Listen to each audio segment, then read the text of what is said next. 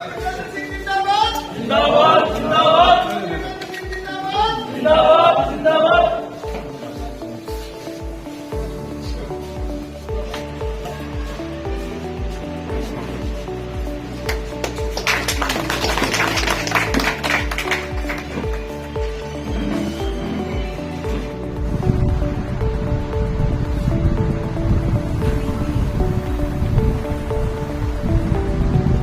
नहीं, जो तो दौरे चल रहे हैं उनका फिलहाल चुनाव से तो कोई वास्ता नहीं है। वो तो मेरा लोकसभा क्षेत्र है, उसके अंदर मैं जाने लग रहा हूँ। और ख़ास तौर पर मैंने पिछले साल फरवरी के महीने से निरंतर मैं अपने 9 विधानसभा क्षेत्र जो पड़ते हैं हिसार लोकसभा में, उसके गांव में जा रहा हूँ। और एक मोटा कारण उसका ये भी रहा कि हमारे 2.25 साल जो थे जनसंपर्क के माध्यम से वो बहुत प्रभावित हुए थे कोरोना की वजह से और उसके बाद किसान आंदोलन की वजह से। तो ये तो उसी के नाते है। बाकियों की चुनाव तो अभी समय है, 7-8 महीने हैं, तो ठीक है, आखिरी साल है तो चर्चा तो शुरू हो जाती है। लेकिन अभी जो मेरे दौरे हैं उनका चुनाव से सच कोई सीधा संबंध नहीं है। अच्छा, स्पेशल अभी सेशन बुलाया गया है, क्या मायने उसके, क्या मुद्दों पर हुआ, क्या इश्यूज हैं, विपक्ष भी इस मामले को लेकर कैसे उठा? नहीं, आपकी बात से मैं सहमत हूँ, लेकिन उस बारे में तो जितना आपको पता है उतना ही मुझे पता है। तो अपने अपने कयास लोग लगा रहे हैं, लेकिन अभी तक उसमें विशेष विषय क्या होंगे इसकी जानकारी मुझे नहीं। अभी G20 समिट हुआ है, तो क्या फायदा हुआ है देश को? काफी नहीं, देखिए, G20 समिट जो है वो एक बहुत बड़ी उपलब्धि है और उसके बहुत बड़े कारण हैं।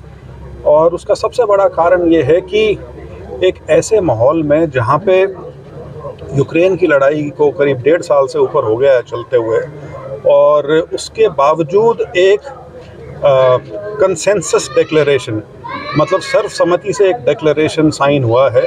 और इसमें ये अपने आप में बहुत बड़ी उपलब्धि इसलिए है क्योंकि इस G20 के समिट में रूस भी था, चीन भी था, और दूसरी तरफ पश्चिम के जो देश हैं, यूरोप के या अमेरिका, वो सब भी थे।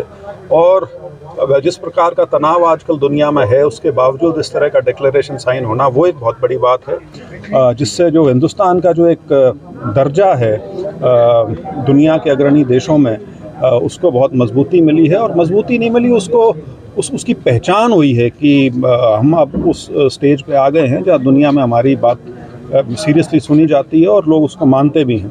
उसके अलावा जो एक नई चीज़ जो एक उभर के G20 की साइडलाइन से आई है, वो जिसको आप कहेंगे Indian middle east Europe economic corridor, इसके ऊपर ये एक नया क्या बोलूँ मैं, नई एक चीज़ आई है जो चीन का जो बेल्ट एंड रोड इनिशिएटिव है, ये उससे भी ज़्यादा कारगर हो सकती है अगर इसके ऊपर सही तरीके से सारे देश मिलकर काम करें। और इससे भारत का जो व्यापार ही नहीं सिर्फ, बल्कि जो हमारी सामरिक दृष्टि से भी हमको इससे बहुत बल मिलेगा, क्योंकि इससे एक बहुत बड़ा इलाका है भारत से लेके और पूरे पश्चिमी यूरोप तक, वो ट्रेड के माध्यम से इससे जुड़ेगा, समुद्री रास्ते से भी और रेल के माध्यम से और सड़कों के माध्यम से भी। ये बहुत बड़ी उपलब्धि है। तो इस तरह की अनेकों चीज़ हैं, जैसे क्लाइमेट के ऊपर भी सर्वसम्मति हुई है। बहुत लंबा चौड़ा डिक्लेरेशन है, वैसे तो 98 पैराग्राफ हैं उसके, तो करीब करीब सभी बिंदुओं को उस पर छुआ गया है। लेकिन जो मैं मुख्य चीज़ मानता हूँ वो एक तो ये कि सर्वसम्मति का डिक्लेरेशन है, और दूसरा ये जो India middle east Europe economic corridor की जो बात हुई है, ये बहुत बड़ी बात है। तो उपलब्धि की आपने बात कही, विपक्ष खर्चे को लेकर बड़े सवाल उठा रहा है, बड़े इस पे कमेंट कर रहे हैं कि 4,000 से ज़्यादा करोड़ इसमें। नहीं, वो तो बहुत छोटी बात है करने के लिए।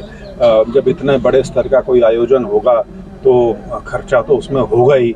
और खर्चे की यदि बात करें तो कॉमनवेल्थ गेम्स हुए थे, उसमें बहुत बड़ा खर्चा हुआ था। उससे पहले नॉन अलाइंड मूवमेंट की और कॉमनवेल्थ की हुई थी 1983 में, उसमें बहुत बड़ा खर्चा हुआ था।